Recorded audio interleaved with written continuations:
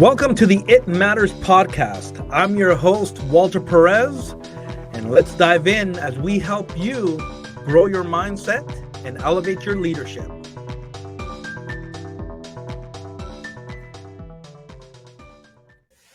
Hello, everybody, and welcome back to the It Matters podcast. I'm excited that you are joining us once again. I'm committed to helping you guys lead well in all different capacities and all arenas that you guys are part of. And I'm excited because I have a guest here today in the studio, doing it a little different for those of you watching on YouTube. But I have Chris Miller in the studio, and we've only known each other for a number of months, but we've become friends and just doing life together. And I love it. And I've learned so much from your wisdom. And that's why I wanted to have you on the podcast. And Chris Miller is the founder and owner of YHSG Realty. And we're going to get him to unpack that for us in a moment. But I appreciate you being here today. Thank you so much for coming in. Yeah, it's fascinating to be able to be around so many people leading their own companies and learning from each other. So, great. Well, and you spoke at one of my events that I just put on, and just hearing the wisdom of what you've learned from business and as a leader, I thought, hey, we need to have a deeper conversation because you are doing some things that really fascinated me. But before we get there, tell us a little bit about your company, what those letters stand for. Yeah. So I'm a real estate agent and now broker. So broker just means I own my own independent brokerage, like a Remax, Century 21, Royal LePage, whatever the company name, right. And YHSG Realty. So we got that name because, of course, competitively branding yourself, you want to pick a company name that is suitable for what you do. And one of the things that I noticed in terms of branding is, individual entrepreneurs don't have a Coca-Cola budget. And so creating a brand that you have enough money to have a powerhouse behind is the biggest feat any entrepreneur has. Is like, you can't do it. There's not enough money. And I've seen so many people and heard so many people trying to start up a company, losing so much of their financial success due to trying to promote a brand they just don't have a budget for. And so I didn't want to go down that road. And I thought, well, let's keep it simple. I sell houses. I want to do great services and guaranteed things for people that they can have a great professional. And so, and through some coaching and some learning of some things that I'm doing, the whole idea of concept of guaranteeing someone to sell their house. So your home sold guaranteed realty, YHSG Realty. So I thought, you know what? We have a sign on the yard. It says your home sold guaranteed, and the house is for sale. So it's pretty self-explanatory. And this was my foundation was not about Chris. It was about how can we build a company around a concept of real estate services. Not Chris is a great guy, but there is a great company with great services. Wow. So I love how you explain that because I've heard it put before that creating clarity in your branding and with your company name, like there is no like wandering. What do these guys do? No. That was the goal. Yeah. And it says right on the sign, awesome house for sale. So, and it's intriguing because like, then people might be like, actually, what does that really mean? And I want to know more. We know what you do, but how is that going to, affect me? How are you going to serve me? And so I love what you did with that. Great. Thank you. Yeah. Well, so you're a realtor and there's so many people that take different paths when it comes to that. But what was the whole idea behind starting your own brokerage? Because why do that? Well, if I could take a step back, maybe before I got into real estate.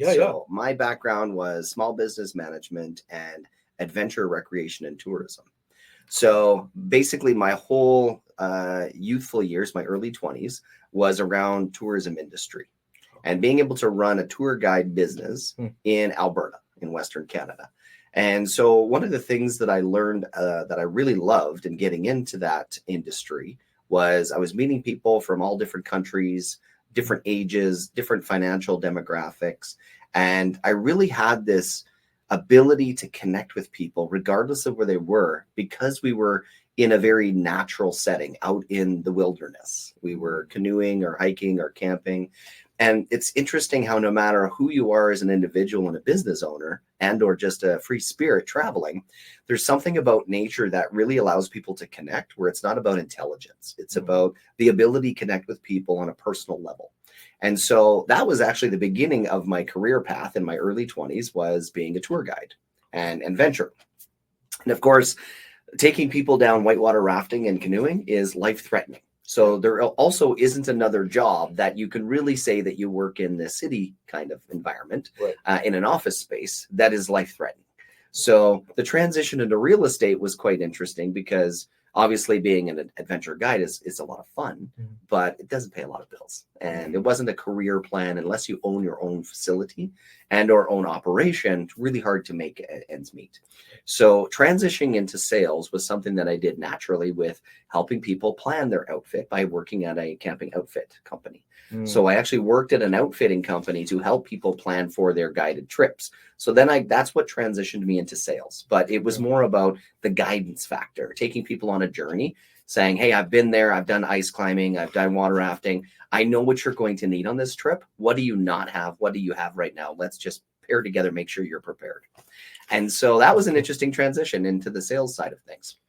That's very cool. Okay, I caught two things that I want to pull out of what you just said, because this is a leadership podcast, and we always want to encourage leaders of all types of walks and arenas to learn from other leaders.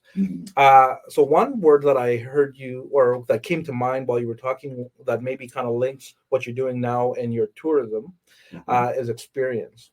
Do you think that what you're doing now, that creating a great experience for your customer is important? And number one, absolutely. So I see how that has followed you. Yeah. And have you thought about that, or is that just part of your DNA now, that you're like, of course, I try to create a great experience for people? Yeah, at the end of the day, one of the things that I think it happened somewhat naturally, somewhat intentional. When I opened up my own brokerage, it was much more intentional, because I had a purpose and I had a vision that for people to come and work with me. I've been in real estate now for 20 years. And so in the beginning, I was taught how to do real estate, and it was about the experience and the natural connection with people. Opening up my own brokerage and my own facility to incorporate that into a service level was intentional. So that's kind of where it graduated from somewhat natural into an intentional situation. But I guess the big things that I really recognized that transitioned me and mindset was, it was really easy to guide people through an unknown area, and everything from observing, hey, look at these types of birds, this type of wildlife, this type of nature, look at the waterfalls. And then of course, how to prepare yourself to enjoy that, as opposed to going around and taking pictures and living life based on these pictures. It's like, no, put the camera away. You can take pictures when you're really in a moment that the picture makes sense. But I want you to really feel what you feel here. You're in the middle of the mountains. You're in the middle of the lake. You're in the middle of the cold, icy mountains where we're doing ice climbing and ice hunting, or not ice hunting, but like ice camping. And so when you're in that environment, it really connected me to, you will never take a picture that makes you feel like what you felt when you were in that environment. Ergo, the experience was far greater than any picture you could take. So coming into real estate, I found that fascinating, because working with a lot of people that were first-time buyers and or looking to purchase a property, the experiential opportunity was just natural for me. It's like, I know that you have lots of realtors and real estate agents in your life. Everybody typically has statistically 5 realtors they know, at one degree of separation. And so competition is fierce in that sense, right? As an entrepreneur. But at the end of the day, people are going to remember the experience, or they're going to remember it was just a transaction. And I am not a transactional guy. I'm a relational guy. I like being around people, and I like having conversations with people. So for me, it was just natural that I had to incorporate having a well laid out and process the experience itself, to make sure no matter who I was working with, the experience was particularly good for them, being that everybody's personality is different. So I had to make sure the experience that this person was having, that person was having, was actually unique. So the transaction is simple. The transaction, everybody goes through the same process. But personality wise, I actually found a way naturally to have a different experience with every type of personality. And I think that's where my business development came from, trying to make it unique. I love that because I say often that leadership is about people. Mhm. While having managerial skill sets, it's about processes and systems, which we're gonna tap into that today in this conversation. But Mhm. the fact that you're mentioning that people are different in different personalities, I think it's a great reminder as leaders that it's not just one box fits all. Everybody doesn't just fit in that perfect little box, and that's how we treat people. Yeah. I do want you to comment though, because you've used the word guide a couple times, Mm-hmm. and what a beautiful visual for me Mm-hmm. that as leaders, regardless of where we're at, we get to guide people. Mm-hmm. And I think also I want to point out before I let you share again is that it's not always just people that work under us, for us, that there's that customer relationship as well. There's, excuse me, the people that we have, access to, that we can influence. That is that whole relational circle. Yeah, and that's exactly what real estate ends up being, is you end up helping people because they're a friend or a cousin or a family member, direct or indirect, of the people you've already helped. That is the most natural growth of a real estate business or a sales business in general, is people have a great experience. Right. And then they go, wow, I would love to make sure my friends and family have that kind of experience. It's trusting. Right. And so really that's what it comes down to, is for me to use the word guide is because I have a principle, and that is, if every single person, their expectations are different, their goals are different, their long-term plans and short-term plans are different, that the experience they have has to be tailored to what their goals are, not what my needs are. Because as a professional, I'm not going to go and knock on doors and say to people, hey, I really like to make money. Would you like to sell your home so I can make money? That's what essentially salesmanship looks like. Right. For me, it's like, hey, put up your hand if you would like to buy or sell real estate. Come to me. We'll talk about your plan, your goals, your timeline, and where you are in the process. Have you done this a ton of times? Have you never done this before? Right. And we're actually going to create a process specifically for you to have a great experience. So I'm here to guide the process. You're here to make the decision. Whatever your decision is always going to be the decision that's in your favor, as opposed to me saying, I think this is what you need, you should do this.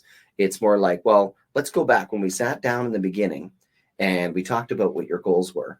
This decision, does it line up with those goals we originally talked about, or is it different? And it's amazing how many people go, wow, you're right. That is crazy how this decision really does tell us that our goals are going to be potentially met or not met. Right. Based on, so bringing it back. So again, guiding them back to your original goals, not just like get excited and frantic. You meet them at where they're at, and then you say, okay, well, now let's draw this plan out on how I can help you, and take you to your why, take you to your goals, and whatever you desire. I love that because it doesn't take the relational aspect out of it, right? Like you have a system that works, a plan that works, but it also needs to connect with that person. It's not just like, hey, follow this, because if they're not willing, it's not going to go anywhere. Well, and I found that's the fundamental flaw potentially with sales, is it's cookie cutter experience. And no matter what you're doing, if someone's selling shoes, if someone's selling cars, it's like you have this approach. People try to be a chameleon to make the sale. Whereas in fact, I'm trying to create a business and an opportunity for an experience for people that is tailored to them. I'm not selling anything other than helping them achieve their goal. So the actual salesmanship is, I can help you get to your goal, but how we're going to get there is between us. It's not between me and you, where I'm saying this is what you have to do, or you saying to me, Chris, we know what we're doing. We just need you to be the scribe. It's like we are a team. We're going to figure out a plan that's best suitable for you, and on we go. I think you're really describing this idea of how, I think leadership is an art and a science. Art because it involves people, and there's a lot of moving parts there. Science because it does involve us having some principles, some values, some systems, and some outline things that will help us lead better. Yeah. And I think that you're bridging this really nicely. And one of the things I wanted to ask you is about you being a systems guy. Yeah. And I think that you have your priorities straight from this conversation so far, that you understand the difference in that. But why don't you kind of unpack that a little bit? Like, why are systems important to you, and how have they kind of helped you win? Well, I think there's actually a couple of different things to think about when you're saying, can you put a system in place for your business? Okay. The first one was, is there a need for a system? Okay. So my first thought was, okay, if I'm working with one person in a week, do I need a system to help that one person? Possibly. And that system could be, okay, first we're going to figure out what you want to buy. Then we're going to go on the internet and whatever resources we have to find houses that might make your criteria work. And then we're going to go, okay, let's plan a day to go and look at a few properties. So that in itself is a system. It's a process, right? Okay. So system versus process, I'll clarify that. So when you have a process to achieve something, then that process can be adapted to other people and personalities, but you're following the same core functionality and processes that each person can receive an end result that's in their favor. Gotcha. By just following the process, but with their own needs, their own emotions, their own, So that me having a system is to support the process. So can I separate those two? So the process is just outline what are the key activities to get from A to B to C to D. That's my process that I have to put. Once I have those processes written down, now I go, do I need a system to manage that process? Now, here's a system that I would say is managing that process. And that is, if I'm working with one person, I don't need to be reminded, what do I need to do for that person today? But if I'm working with 10 different people, I need to know where each of these people are in the process. So me having a task list, here's all the things I need to do step by step for each individual person, forgetting what their personalities are. The steps are the same, and we get there however timeline it is. I need to have a checklist that says this person has accomplished this, but not this. This person has accomplished this, but not that. Gotcha. The system per se then is, instead of using my brain to try and remember where everybody is in the process, and that's taking up thought, taking up time in my day to kind of figure out, okay, what am I going to do today? I was able to create a system with a digital checklist for every individual client so that the process was the same, but I knew where they were by just checking a button. And paper format system could work too, where you're just checking the box.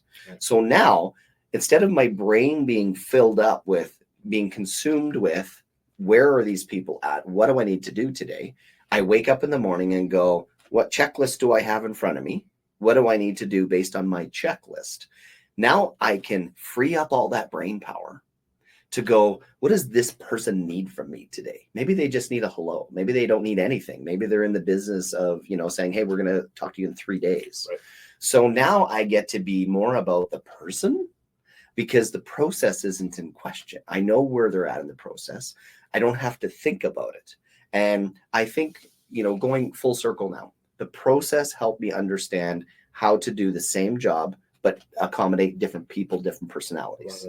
The system supports my process to make my life easier, to not be forgetful, to not feel like I'm doing something for someone that I've already done. So I'm not repeating things. I'm not dropping things off the list. Oh my gosh, I was supposed to do this, but I thought that was another client, and now they're going to think I'm loopy, right? So always looking professional by following my system allows me to be more accountable. So my system then has to be twofold. I have to have a need for it. It has to be trackable. So what is my system doing? And it has to hold me accountable. There we go. So it holds you accountable, which then allows you to be more effective. Here, I do have a question. So let's say somebody out there, and because I kind of have heard this before, says, wow, Chris, but that's your personality. Of course the system works for you. What would you say to that? Well, I'd say you're right. The system works for me because I created it. Okay. It's the system is unique to what I feel was important to create. The steps in that system are because of my needs. However, on the flip side, before I had systems in place, And I was doing the everything by memory, everything by relationship, and I knew where they were at because I had the good memory to call them or not call them, and it's just that was relationship bound. When people wanted to be, hey, Chris, you're really good at real estate. I'd like you to be my mentor, or I was requested to help train somebody.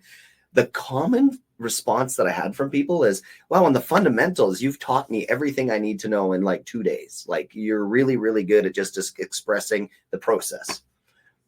But the feedback after that, I found fascinating. And that was, but Chris, I've been doing this for a few months and I'm trying to do it like you're doing it. Like I mimicked you, I shadowed you, I watched how you did it.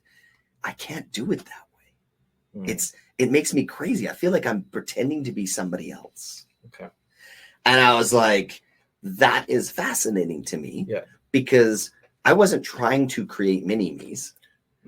But you can only teach somebody fundamentally the way that you do it, but your experience takes over and they're watching how you've experientially gotten to there. Right. But it may not be how they don't need those steps. They don't need to do it that way, but they still want to fundamentally have the principles of a professional. Mm-hmm. And so when I went back and said, okay, I'd like to work with people, I'd like to mentor people, I'd like people to see that I actually have the ability to help them do better at what they want to do. Right. Brought me back to having, if you have a process and you have a system that is not about me, Chris, but the system is about supporting the process, then people now can be themselves and they can say, well, now I know this step is to call the client, but the conversation with the client is whatever I feel like having. So the system in place, the checklist in place of how to go through the motions is very easy for everyone to use. But I've removed, in my hope was to remove the feeling you have to pretend to be somebody else to do the job. Right. And I feel like the more we have a process and the more systems in place you have to be less forgetful, to be less scattered about who you're supposed to call today versus yesterday, oh, I'm supposed to call them tomorrow, then you naturally, your personality shines. Your ability to do any job works better because you're not so caught up in the forgetfulness or the processes in determining what am I supposed to do today? I don't remember. Let me take a few minutes. And for young people, sure, when I was in my 20s, you can handle lots of stuff. But it's interesting, when I was first in my career, I didn't have a lot of people to work with. Right. So that was fundamentally easy to remember everything. Gotcha. I go back to the days, where we still remembered our friends' phone numbers. Right. We didn't have cell phones. Yeah. So we had one phone number for the whole family. And all my 10, 15 friends at school, I would just pick up the phone and call their number. It was a piece of cake. I couldn't remember anybody's phone number anymore if you asked me to. So as things change, I don't know if it's always age and it's always process, but it's a difference of, forgive me for kind of expanding a lot here, but as we get to the point where we're successful in our careers, I feel like you can't possibly be accountable to just your memory. Right. And so I was trying to create systems that allowed anyone at any level, new, middle, exceptionally well-rounded, successful professional. A system can help you get to the next level, which is maybe elite. Because without a system, you cannot grow into an efficient mode where you can handle more. And more often than not, I look at people that are just running by the seat of their pants, so to speak. I find that that's the number one thing I notice is year after year, they're doing great. They're having great business, but they fall victim to I wish I could just grow and be a little bit more successful to put a little extra money away or to hire that admin staff. But I feel like every year I get to that point and then I get tired and now I can't push through that next level. And whenever I researched and talked to a lot of people that are in this business, but in the business in general, I found that was the number one common feedback is to push yourself into the next level. Right. To have the ability to have a system do things for you means now you can also delegate. There we go. And that is missing when you're doing everything out of memory and out of process that you just do what you do and no one knows what you're doing. You can't delegate something no one can actually track. Right. Oh my goodness, you That was you a gave, lot. no, you gave us so many good things, and I want to kind of touch on a couple of things because it's important for all of us to catch here. Yeah. I think you pointed out that the question here is not the system. Like we all should have systems, but how they play out in our lives and in our industry is where we can kind of master the art of that. Yeah. But and don't say no to systems because you don't think that it's not for you. It actually is for you, and it can help you. Just allow it to be dynamic and work for you and your personality and who you are. I remember thinking at one time that as a leader that I can do everything. Like I'm really good. Maybe a little bit of ego there and pride. And finally I had a mentor of mine said to me, Walter, you're actually not really good at the details. And I was a little bit offended at first because I'm like, what? But then I started really to think about that and realized, no, I can drop the ball on answering emails on the details that I'm supposed to follow through on. And I realized it's because of lack of systems in my life, Right? And knowing how to keep track and being sense. accountable. And so I realized I don't need to be offended by that. I just need to like grow into that, be aware of it, be aware of that, and so then I can use that to make me better. Yeah. And so before we kind of roll along here, I wanted to know from you. Are systems for the seasoned entrepreneur, or would you recommend, and I think I know what you're going to say, but do you recommend that actually we should figure out systems along the way? Because you did talk about growth and going to the next level. So systems should really be considered on all parts of the journey. Would I be correct? Or yeah, well, I'd answer that question and say, what are your goals? Are your goals to have a company or are your goals to have a job? If in a big picture, you want to have a job, you can go work for somebody else and have that job. Well, you don't need a system to have a job because someone's going to tell you what to do. And they're going to have processes that they're going to ask you to follow. And they're going to have processes that have been designed to help the customer better or to help your clients better, whatever you're selling or servicing or whatever it is your job is. Right. And at the end of the day, you may not believe it, but you being an employee, your management and your ownership has a process and a system to train you, to teach you how to do better, and to hold you accountable. Right. I was going to say, yeah. So if I go back one more step and say you're an entrepreneur and you really want to run a business and you have no clientele, it's the first day on the job, you're sitting at your desk and you just told your wife or your husband, I'm going to be self-employed. I hope that you have a process and a system right that day, that first step, because at the end of the day, no matter how good you are with people, it's inevitable when you're starting a new business, you're going to get sidetracked because there are so many things to do. So if you don't have things written down, step-by-step process, and possibly a system to be able to say, hey, honey, you want to help me with this because I'm just getting started. I can't pay an admin. You're going to have to tell your spouse or significant other how they can help you. What can they do? Well, if you have the process laid out, you're going to say, well, can you do this? And they're going to go, well, how do you do that? Do you do that on technology? Do you do it on paper? Do you do it on the computer? Do you do it on your phone? The system I use is this is my process. I go over to my computer and then from here, because I'm on the road, I'm using my phone. So now you're saying, here's my system, here's my process, so you can help me. If you are a business owner, that is the first step to delegation, is asking for help. Beautiful. And if you can outline to somebody or not outline to somebody how they can help you, that is the difference between building something and surviving something. And just making enough money to pay bills is because you don't know how to expand. Yeah. So then you would agree then that a secret to scaling your business is hidden in being organized, planning, having those systems in place so you know how to delegate, pass it on to other people. Yeah, well, it's funny you mentioned, some people have said to you that possibly, just possibly, you're not good with the finer details. Okay, so identifying who you are as a person is a self-exploration. I really have known how to figure out what I'm good at and what I'm not good at through trial and error. But I have to tell you, fundamentally, one of the ways that I really expressed, or that I guess acknowledged how to express who I really am was when I read a book called The E-Myth by Michael Gerber. Okay. Shameless plug for him, but it's good. Yeah. This book was fundamental in identifying some things I kind of already knew, but I didn't actually know how to put into words. Yeah. And that was this.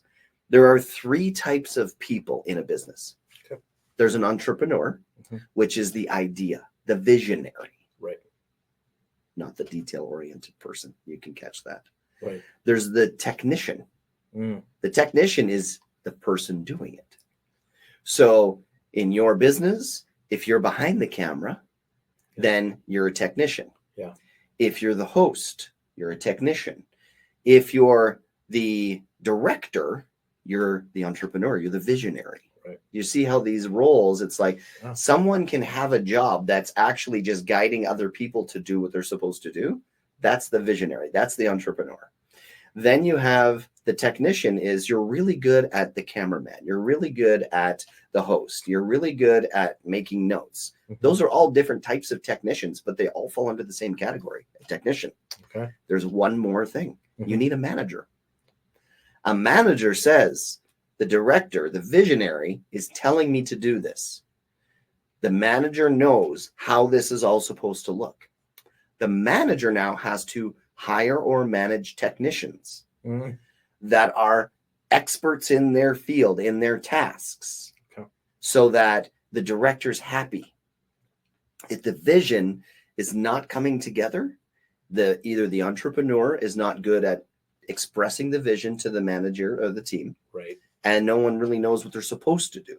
So that's where the entrepreneur has to be really clear about the vision. You ever see big companies, they talk about what's the vision? They put their vision statement on the wall. Of course. Interesting, right? Right. Then you go, the manager has to be really good at managing people because they have to hire people, fire people. Right. You know what? You're a great host. You suck as a host. We need to replace you. That's the manager's job. Right. The entrepreneur doesn't care who's the host. They care who's the host, that they care that you're successful and a joy to be around and that you're doing the job. Right. But they're relying on the manager to fill that position and to create the vision with the right people.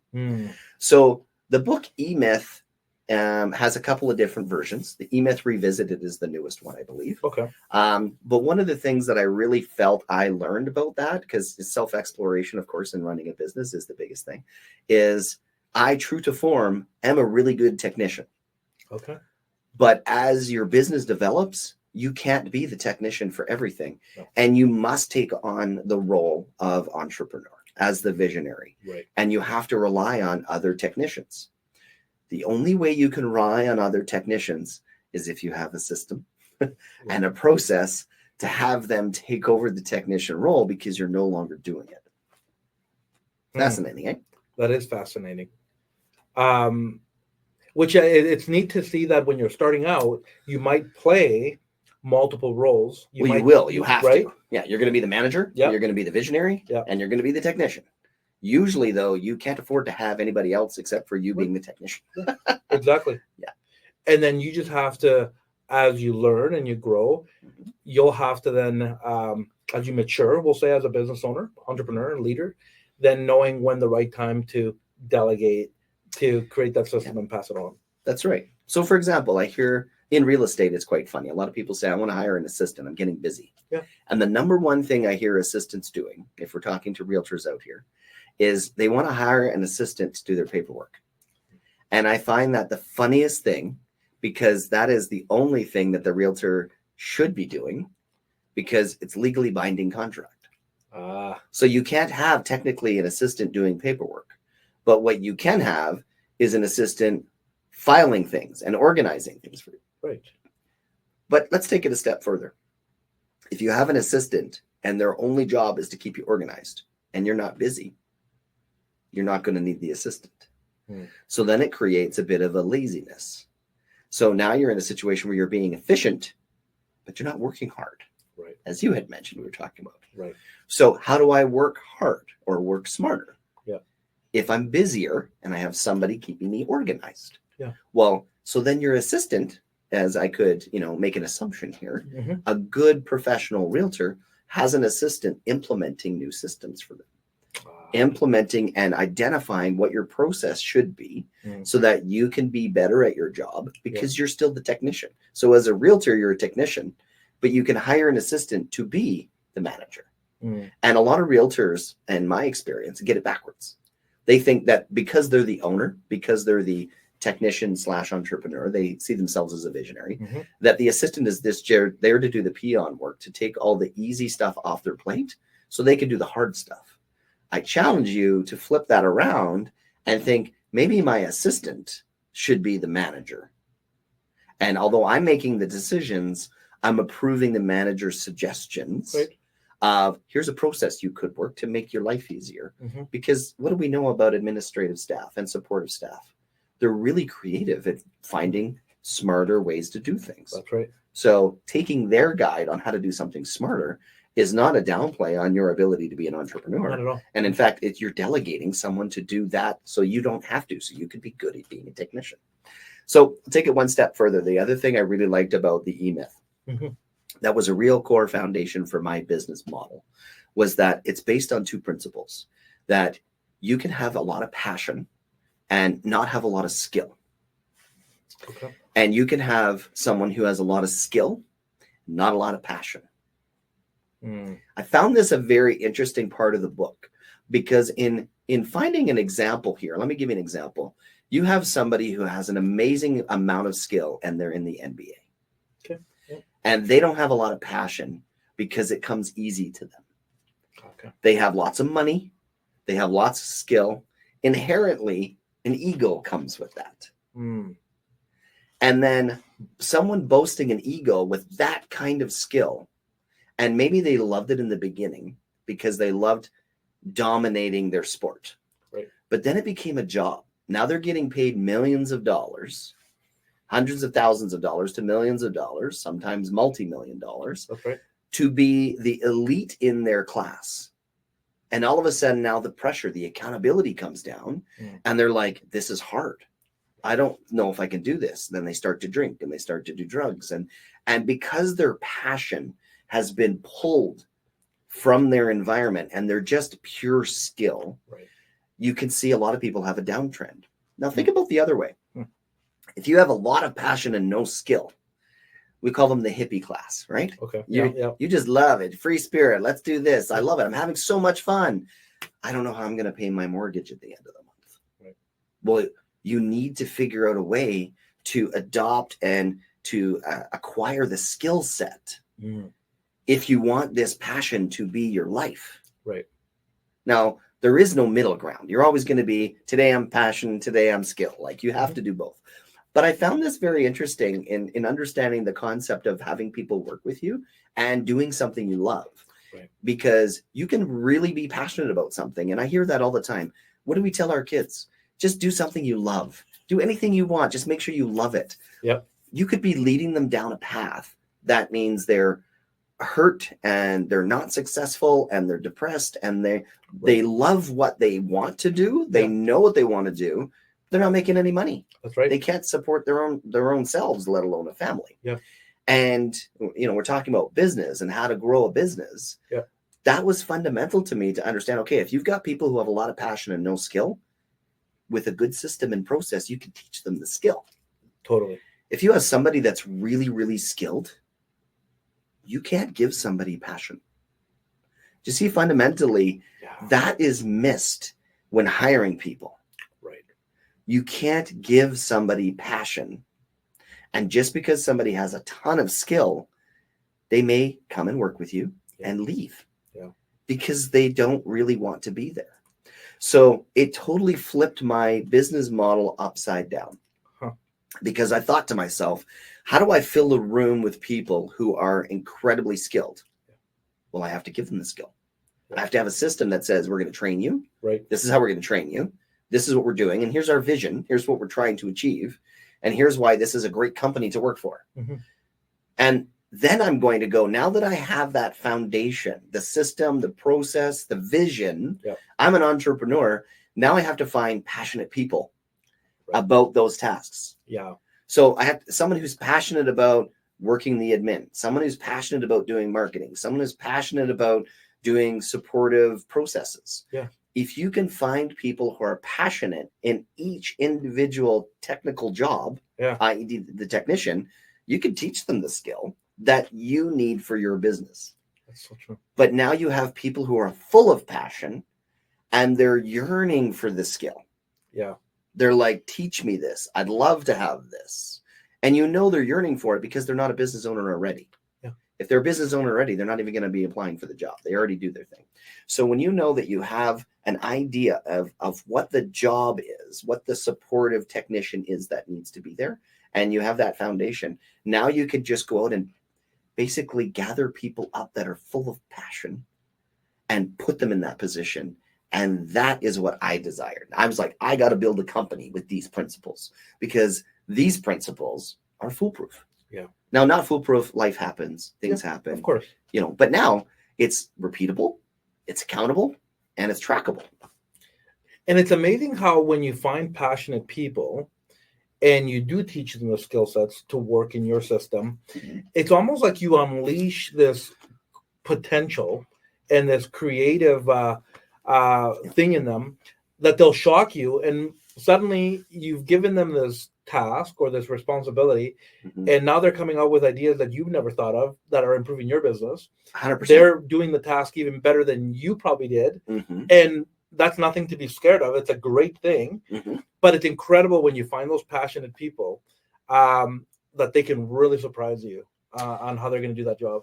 100%. And in doing that, the added benefit to all of this is I acknowledge being a visionary and being a good technician.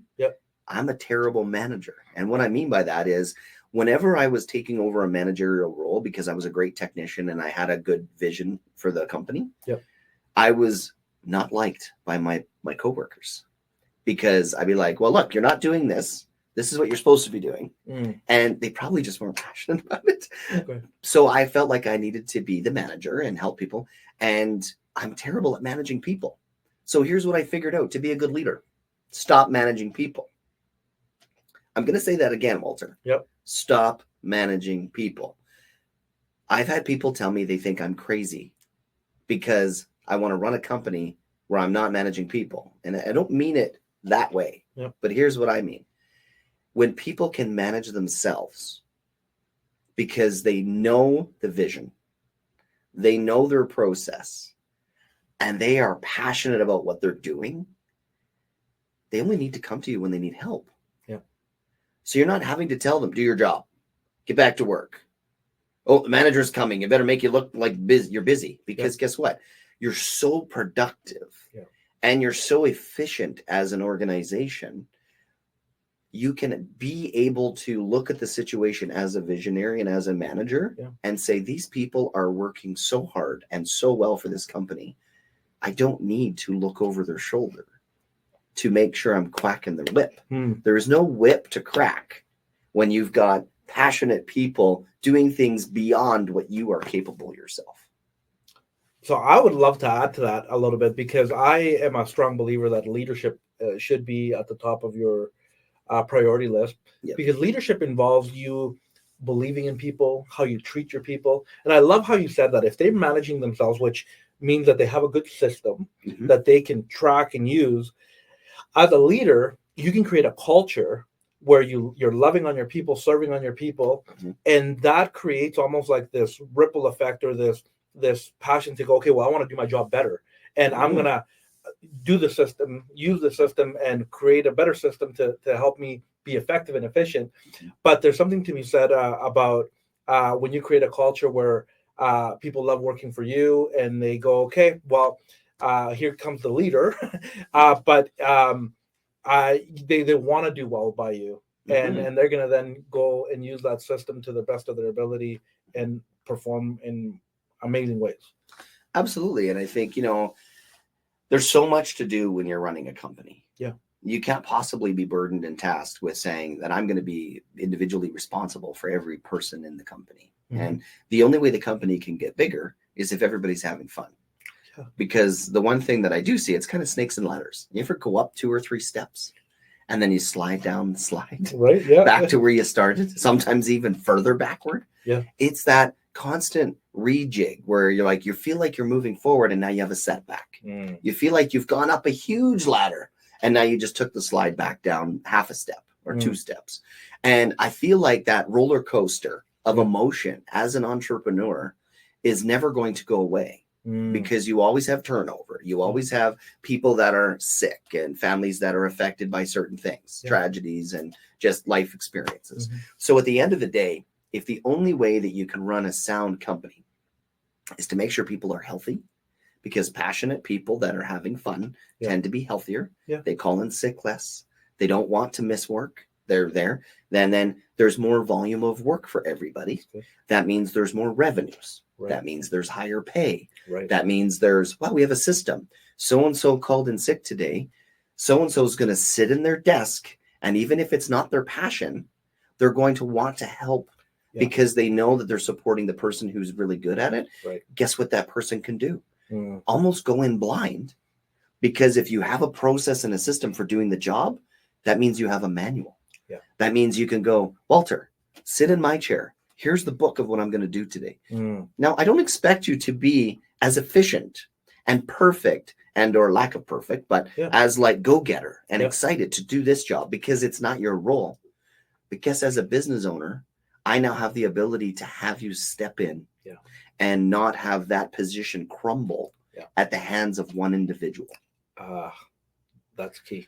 And this is fundamental for me. When your business, and this very much is true to a lot of smaller companies with 1 or 2 staff and 1 office manager. When you have all of your business relying on an individual who's not you, that can make and break your company if that relationship doesn't last. And we've all experienced that. Setbacks can be, oh my gosh, I just lost the most amazing admin.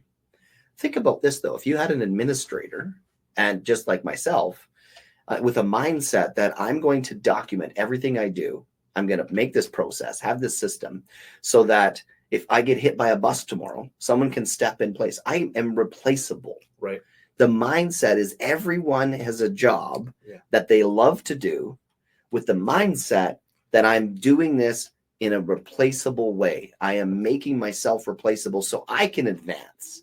So I can move around the company. Maybe if my vision changes, maybe now I have a baby and I have to change a role. Maybe maybe I broke my foot and I just can't be out on the road driving all the time. With the idea that you can make your job a replaceable position. I love it. Mindset wise. Then now you've built a company that's also foolproof for crashing and burning overnight because of an individual. So the phrase that comes to mind is that you're building a company ready for succession as well, because like when you need to pass it on, as you were saying, like everybody's replaceable, but there's still passion and working, but life happens. And if something happens, your business, your company, whatever you're working on doesn't crumble overnight. And I love what that creates there. You know, another word that comes to mind in our whole conversation here is the word clarity. It seems to me that you can now lead if you're the top dog, if you're the owner, if you're the CEO, whatever. You have clarity on not only where you're heading, how you're doing things. You can probably pick up on what's working well, what isn't working what's not working well. Right? How can I improve that element of the business? Because you have capacity. That is the hardest thing as a small entrepreneur, is the capacity to grow, is based on your ability to take in an overview of what's happening in the company. And I've often been asked this, but also I've often told people this. I can't possibly know what's going on in my company if I'm the main technician. I'm too busy. So in order to really grow a business, you have to grow a business that you can no longer be the primary technician. When you are the primary technician, you're inherently being slowed down from growth. See, it's such a realization to me. I felt like I'm a really successful realtor and I loved being in this job. I still do. But I also am very aware for me to run a brokerage and create a culture where other realtors can come and work and use my processes and my systems Yep. so they can enjoy being passionate about being a technician in their situation. Mm-hmm. I need to have the right people in support. I can't be the support for all the technicians. Right. So I have to delegate support. Even though the systems are there, someone has to facilitate the system. Right. Also, if I'm too busy to answer a phone call, how can I support that technician? Mm. So I have to be in a mindset, if I truly want to run a company, to work myself out of a job. Yeah. It doesn't mean, so now, and it does mean, it doesn't mean that I can't do the job anymore. It does mean that I'm capable of doing the job. But here's an interesting tweak. When you get to the point, and still approaching that, I can't say, that every small business can do this immediately. Mm-hmm. But when you're in a situation where, and I try to be clear with this, you're in the job you love and you have time to support others, all of a sudden, you're now only doing the work you want to do because you know that work collectively is being done. Yeah. Because you're elevating people with you and beside you. Yeah. When you're elevating people beside you to do the work that they're passionate about, then the revenues for the company come forth. Then as a business owner, you now have the ability to take your foot off the gas and look at the big picture. Yeah. Check your vision. Are we going the right way? Are we going down a path that we need to tweak? Do we have a system that's been missing? And it would really be nice. Let's implement this now because we're ready. Mm-hmm. We've got the volume or we've got the opportunities in front of us. We're ready to do that because we're going to grow. Mm. You can only see that when you've stepped aside. Yes. But then on the flip side, you now become a business owner. And I like to put it this way, but I'm going to try and make it clear. You become a business owner that only does the work you want to do, but you're doing the work you want to do in a way, in a time constraint or a time management way that you love it even more because you're not being forced to do it. Yeah. So now as a business owner, yes, I love being a realtor. So if my brokerage is running and other people are in the business doing and facilitating the transactions and the relationships with the other parties in the company, now I get to just be with the people I want to work with. And they get the better me. That's right. So my company and my team members and people in the company are the best them, and they're becoming better every day. I'm also creating an environment that I get to be a better me. Interesting, eh? I'm so glad you said that because I was going to say what I get out of this whole conversation is that we're becoming better. We get to tap into our potential, live it out, maximize it. And if we're better, we run a better business. We help other people be better. And it's just awesome how it just ripples into every aspect of what we do. Yeah. And of course, one of the core values of any company, but I think for myself and for you as well, knowing that I am doing the best I can with the gift that I've been given, the life that I have. What am I supposed to do? I'm supposed to give it my all. I'm not supposed to do the bare minimum. I'm supposed to, with my faith, give honor to God and fulfill what he created me to be. And being in a culture and being in an environment where I can do that for me, and whether someone else has that ambition or not because of faith or because of personal drive, I'm hoping that our culture allows them to be the best that they can be. And therefore, they're excelling in a way that they would never have excelled on their own in an efficient, smart, easy way. And I think that's all of us are meant to have support. Whether you're an elite and you have somebody supporting you to be even more elite, whether you're a new person in the industry and you just need to support to say, how do I get my wheels turning? Because right now, all I know how to do is drink coffee. Right? I don't know what to do. What do I do? How do I get a client? How am I supposed to do this? I mean, I took a class. I know how to fill out the paperwork. How do I get to the point where I meet a client where they need to sign paperwork? How does that happen? Right? Yeah. It's so simple. Someone who is a really new person having a process, someone who is really excellent at what they're doing, but they're having a hard time growing, someone who is an elite, but they have no interest in being a business owner. They're just an amazing technician that is the rookie of the year, that is the person who is like 20 years in the industry, and they are just the bomb. They are the number one in their field.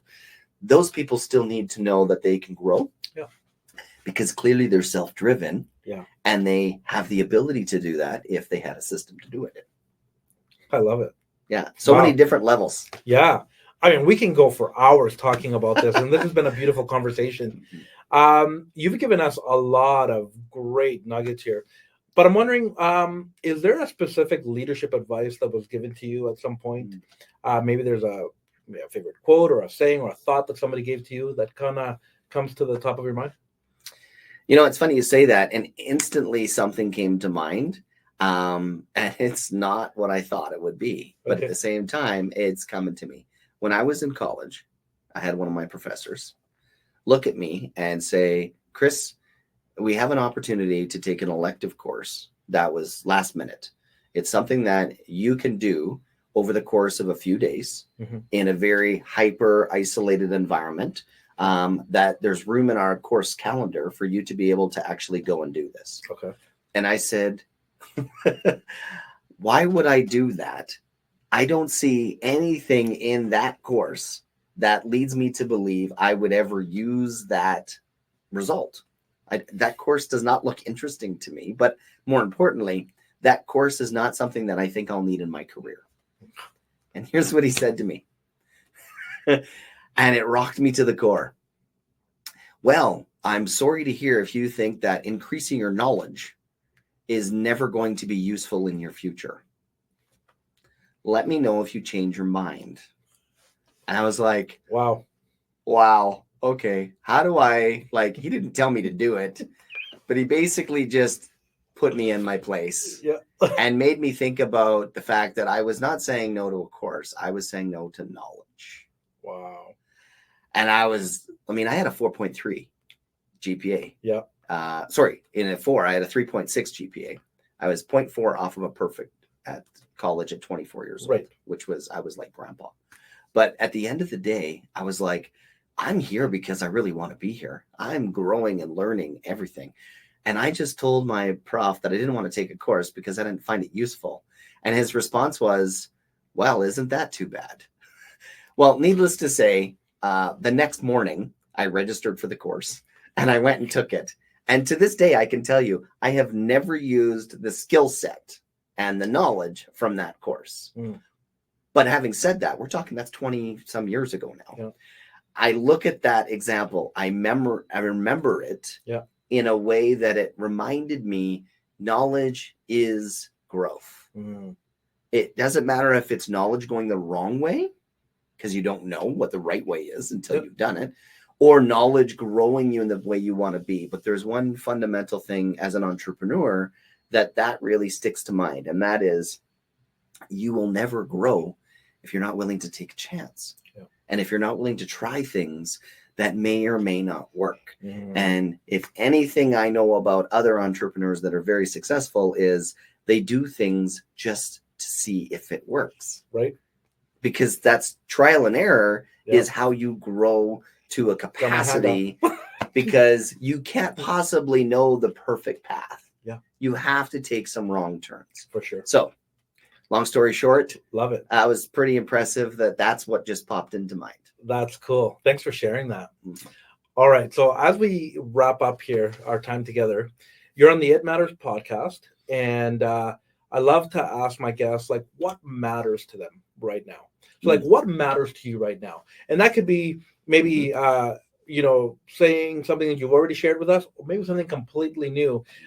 You're probably in a different stage of life, different season.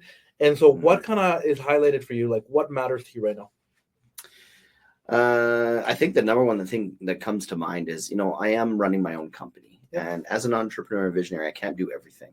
But one thing that just, as we get closer to the holidays and we're talking about growth and we're talking about business, I just feel like my core values, spending time with my family and creating a culture that is undeniably the best place to work and the best place to spend my time is what I want to be in the next month of the holidays, just thinking. So cool. how can I create that and be in that? Because nothing else matters. I love it. I think it was well said. All right. So if we had somebody that wanted to reach out to you, they wanted to find out more about you, where can they find you? Sure. Well, call me direct on my phone. 780-966-5954 is a nice, easy way to call or text. My email, very easy, Chris, CHRIS, at YHSG.pro. I have a .pro account, so easy email. We'll put that in the show notes too. So if somebody misses it, they'll be able to find it there. But this has been great. I really appreciate your wisdom and how you think about business, how you run business. And I would be very surprised if somebody doesn't walk away with something that will make them better today. Well, I have to say thank you, Walter, too, because I feel like just sitting and having this conversation, it reminds me of some of the things that I actually just process myself to get to where I've gotten today. But also I'm like, yeah, I still have a lot more room to move, a lot more room to grow. Reflection is powerful, right? Because then it allows us to learn from those experiences and go, okay, maybe refocus on our vision and tweak and keep moving forward. And finding that passion. Well, it's been a privilege to have you on. Thank you for coming on the It Matters podcast. For all of you listening, thank you for joining us. I hope you've enjoyed this conversation. This has been designed to help you lead better. And I hope that it has challenged you, encouraged you. If you have questions, send them our way. I'll make sure that if they're directed to Chris, that he gets them and we can maybe respond to them directly or on a future episode as well. So thanks for joining us. And remember, here we're trying to make you guys better, help you lead better, because we believe here that it's a win-win when the leader leads well. And so we'll catch you on the next episode. Thanks for joining us. Bye for now.